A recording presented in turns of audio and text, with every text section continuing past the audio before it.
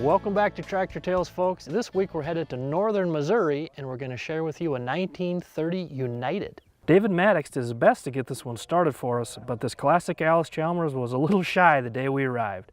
Even though it wouldn't start, this beauty had plenty of features to show off.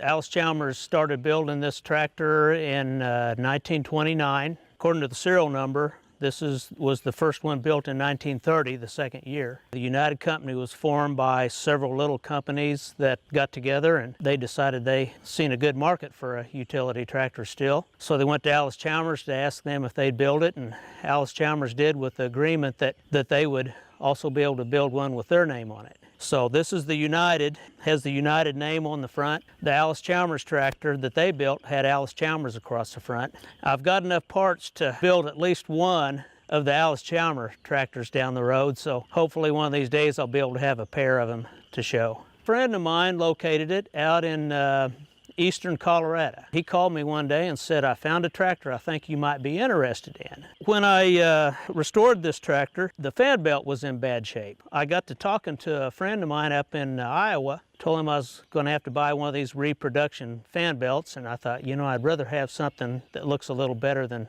those.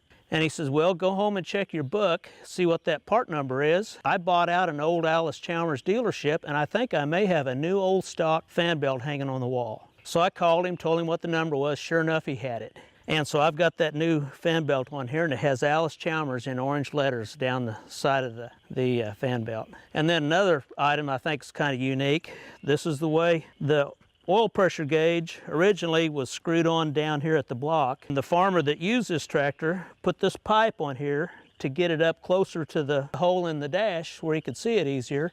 And I thought, that looks pretty good, so I'm just going to leave it just the way he did it there. I'm at the point now where I'm going to have to slow down because I've run out of room to store everything.